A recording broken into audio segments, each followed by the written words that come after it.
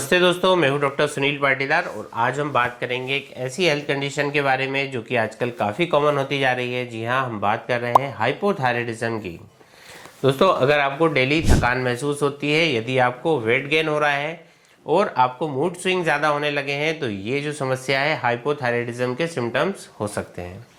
लेकिन टेंशन की कोई बात नहीं, क्योंकि आज हम इस टॉपिक को अच्छे से समझेंगे कि हाइपोथायराइडिज्म होता क्या है, क्यों होता है, इसका मैकेनिज्म क्या होता है और कौन से सिम्टम्स हमें इसकी तरफ इंडिकेट करते हैं। साथ ही हम इसकी इफेक्टिव होम्योपैथिक ट्रीटमेंट के बारे में भी आज डिटेल से बात करेंगे। तो दोस्तों, ये वीडियो आपके लिए काफ़ी इन्फॉर्मेटिव और हेल्पफुल होने वाला है, तो बने रहिए इस वीडियो के अंत तक। दोस्तों, सबसे पहले बात करते हैं हाइपोथायराइडिज्म होता क्या है। तो दोस्तों, हाइपोथायराइडिज्म एक ऐसी मेडिकल कंडीशन है जिसमें कि आपकी जो थायराइड ग्लैंड है, एक छोटी सी बटरफ्लाई ग्लैंड होती है जो कि आपकी नेक के सामने की तरफ प्रेजेंट होती है। तो ये जो है अपने जो हार्मोन है थायरोक्सिन यानी कि T4 हार्मोन और ट्राईआयोडोथायरोनिन यानी कि T3 हार्मोन को कम मात्रा में प्रोड्यूस करती है, जिससे कि ये जो हार्मोन है ये आपके जो मेटाबॉलिज्म है, आपकी जो एनर्जी लेवल है, आपकी बॉडी का जो अदर फंक्शंस है, इनको रेगुलेट करते हैं। तो जब इन हार्मोन का लेवल कम हो जाता है तो बॉडी की जो ओवरऑल फंक्शनिंग है वो स्लो हो जाती है और इसी कंडीशन को हम हाइपोथायराइडिज्म कहते हैं। अब हम बात करते हैं कि ये जो प्रॉब्लम है वो होती क्यों है। तो दोस्तों, इसके पीछे कई सारे रीजन हो सकते हैं। सबसे पहली जो वजह है वो है ऑटो इम्यून डिसऑर्डर, जिसे हम हाशिमोटो थायरोइडाइटिस भी कहते हैं। तो इस कंडीशन में बॉडी का जो इम्यून सिस्टम है वो गलत तरीके से आपकी जो थायराइड ग्लैंड है उसको अटैक करने लगता है, जिसकी वजह से हार्मोन का जो प्रोडक्शन है वो कम हो जाता है। दूसरी कॉमन वजह हो सकती है वो है दोस्तों कि आयोडीन डेफिशिएंसी, क्योंकि आयोडीन थायराइड हार्मोन बनाने के लिए एक जरूरी एलिमेंट्स होता है। तो अगर आयोडीन का लेवल कम हो जाए तो फिर जो है कि थायराइड हार्मोन का प्रोडक्शन भी कम हो जाता है। हाइपोथायराइडिज्म का एक और मेन रीजन होता है दोस्तों, वो है कि थायराइड सर्जरी या फिर रेडिएशन थेरेपी, जो कि किसी अदर बीमारी के ट्रीटमेंट के दौरान की गई हो। वहीं दोस्तों, यदि हम इसके जेंडर की बात करें तो महिलाओं को हाइपोथायराइडिज्म होने का रिस्क ज़्यादा होता है और ये ज़्यादातर मिडिल एज की या फिर जो ओल्डर वुमेन्स है इनमें देखी जाती है। लेकिन दोस्तों, आजकल गलत खान पान और लाइफ स्टाइल के चलते चेंज की वजह से आजकल यंग जनरेशन में भी जो है ये समस्या कॉमन हो गई है। दोस्तों, अब हम बात करते हैं कि हाइपोथायराइडिज्म के सिम्टम्स की, जो कि कई बार लोग इसको लाइटली ले लेते हैं, लेकिन दोस्तों इसे अच्छे से समझना बहुत ही ज़रूरी है। तो सबसे कॉमन जो सिम्टम होता है वो है दोस्तों वेट गेन, कि अगर आपको अपनी डाइट और एक्सरसाइज रूटीन को फॉलो आप कर रहे हैं, रेगुलर फॉलो कर रहे हैं, लेकिन उसके बाद भी यदि आपका वेट गेन हो रहा है तो ये हाइपोथायराइडिज्म की तरफ सिग्नल हो सकता है। दूसरा सिम्टम है कि एक्सट्रीम फैटिग का होना, यानी थकान का रहना। अगर आपको नॉर्मल काम करने के बाद भी एनर्जी लेवल बहुत लो लगता है तो ये एक वार्निंग साइन हो सकता है हाइपोथायराइडिज्म का होने का।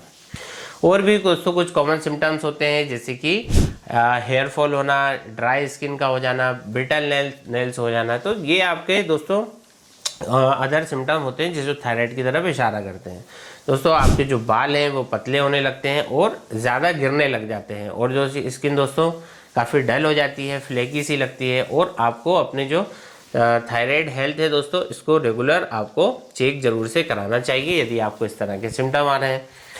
फिर यदि है कि कॉन्स्टिपेशन और डाइजेशन इशू भी यदि आपको लगातार बना हुआ है तो भी ये थायराइड की तरफ इशारा हो सकता है। इसके अलावा मूड स्विंग होना, डिप्रेशन होना, मेमोरी का इशू हो जाना। तो दोस्तों, ये जो है सब हाइपोथायराइडिज्म के सिम्टम होते हैं, क्योंकि जो थायराइड हार्मोन है ये आपके जो ब्रेन की फंक्शनिंग है इसको भी अफेक्ट करता है। वुमेन्स में पीरियड को इरेगुलर भी ये कर सकता है और सीवियर केसेस में इनफर्टिलिटी का इशू भी इससे आ सकता है।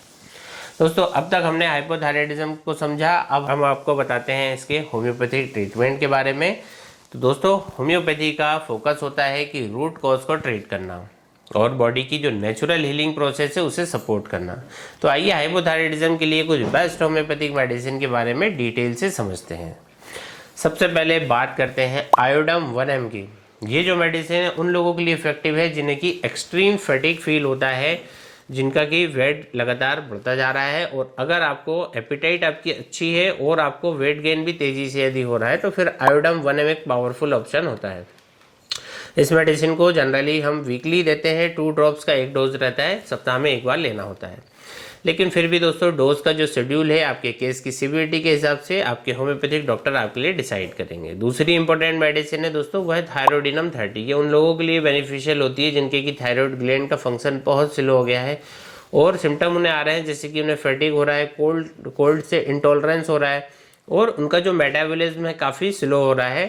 तो इस तरह के सिम्टम में ये दवाई दी जाएगी थायरोडिनम 30। इस मेडिसिन को दिन में 3 बार लिया जा सकता है, 2-2 ड्रॉप डायरेक्टली ऑन टंग।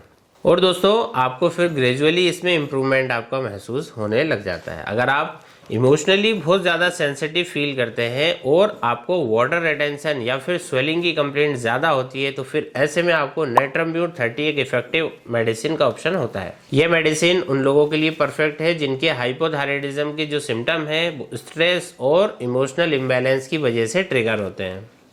नेट्रम्ब्यूट 30 को आप दिन में 2 बार यूज़ कर सकते हैं, 2-2 बूंद डायरेक्टली ऑन टंग। इसके इस्तेमाल से आपको दोस्तों इमोशनली बहुत आराम मिलेगा, साथ में आपको थायराइड के सिम्टम्स में भी इसमें आराम मिलेगा। दोस्तों अगर आप ओवरवेटेड हैं और आपका डाइजेशन भी स्लो है तो ऐसे में किलकेरिया कार्ब 30 एक बहुत हेल्पफुल मेडिसिन होती है। ये उन लोगों के लिए जिनका कि वजन बहुत ज़्यादा हो और जो इजीली टायर्ड हो जाते हैं और जिन्हें कोल्ड वेदर से डिस्कम्फर्ट फील होता है तो इस मेडिसिन को हम दिन में 2 बार ले सकते हैं, 2 बूंद सुबह 2 बूंद रात को डायरेक्टली ऑन टंग। एक और मल्टी एक्टिंग रेमेडी है जिसका नाम है एलेन थायरोल ड्रॉप। ये कॉम्बिनेशन मेडिसिन है जो कि हाइपोथायराइडिज्म के मल्टीपल सिम्टम्स को टारगेट करती है, जैसे कि आपको यदि फटीक रहता है, यदि आपका वेट गेन होता है, हेयर लॉस होता है, ऐसे कई सारे मल्टीपल इश्यूज यदि आपको हैं थायराइड की वजह से तो ऐसे में आप एलेन थायरोल ड्रॉप ले सकते हैं दिन में 3 बार 20-20 बूंद 1/4 कप पानी के साथ मिलाकर कुछ महीनों के लिए। फिर से आप अपना थायराइड का टेस्ट कराएं दोस्तों और आप पाएंगे कि इसमें नोटिसेबल चेंजेस आपको आ रहा है। होम्योपैथिक मेडिसिन का यूज़ करने में एक बात का आप हमेशा ध्यान रखें कि इसका जो प्रॉपर डोज और इसकी टाइमिंग मेंटेन जरूर से करें। साथ ही साथ अपनी लाइफस्टाइल और डाइट में ज़रूरी चेंजेस लाना भी इम्पोर्टेंट है। दोस्तों होम्योपैथिक मेडिसिन के साथ साथ आपको कुछ लाइफस्टाइल सपोर्टिव हैबिट्स को भी फॉलो करना होगा। जैसे कि कुछ हैबिट्स की हम बात करें तो सबसे पहले आपको अपनी डाइट का विशेष ध्यान रखना होगा। आयोडीन रिच फूड आपको जैसे कि आयोडाइज्ड साल्ट है ना, डेयरी प्रोडक्ट है और सी फूड है, इसको अपनी डेली लाइफ में इंक्लूड करना होगा। प्रोसेस्ड फूड जंक फूड को आपको अवॉइड करना है। फ्रेश फ्रूट्स और वेजिटेबल्स को कंज्यूम करना आपको बढ़ाना है। और दोस्तों अगर आपको स्ट्रेस बहुत ज़्यादा फील करते हैं तो फिर वहाँ पर योगा और मेडिटेशन को डेली प्रैक्टिस में लाना शुरू करिए। रेगुलर एक्सरसाइज भी बहुत ज़रूरी है क्योंकि ये जो है वो मेटाबॉलिज्म को बूस्ट करती है और थायराइड की हेल्थ को इम्प्रूव करती है। दोस्तों हाइपोथायराइडिज्म एक कॉमन समस्या है, लेकिन अगर इसे टाइमली ट्रीट किया जाए और प्रॉपर लाइफस्टाइल चेंजेस आप करते हैं तो दोस्तों ये इजीली क्योरेबल भी है। होम्योपैथिक एक सेफ और इफेक्टिव ट्रीटमेंट ऑप्शन प्रोवाइड कराता है जो कि रूट कॉज को ट्रीट करता है और आपकी ओवरऑल हेल्थ को इम्प्रूव करता है। अगर आपको ये वीडियो इन्फॉर्मेशन अच्छी लगी है तो इसे लाइक करें और अपने फ्रेंड्स और फैमिली मेम्बर्स के साथ शेयर करें और चैनल को सब्सक्राइब करना तो बिल्कुल नहीं भूलें। और अगर आपके मन में कोई सवाल आ रहा है तो नीचे दोस्तों कमेंट्स बॉक्स खुला हुआ है, आप कमेंट्स कर सकते हैं। और दोस्तों आप अपना कोई पर्सनल क्वेश्चन है, यदि आप हमसे पर्सनलाइज ट्रीटमेंट लेना चाहते हैं तो फिर नीचे दिए गए व्हाट्सएप नंबर पर आप हमें मैसेज करके अपने लिए अपॉइंटमेंट बुक कर सकते हैं। तो दोस्तों आज के लिए बस इतना ही। मैं मिलता हूँ आपसे जल्द ही एक अगले वीडियो में एक नए टॉपिक और एक इंटरेस्टिंग टॉपिक के साथ। तब तक के लिए अपना और अपनी हेल्थ का ध्यान रखिए। धन्यवाद।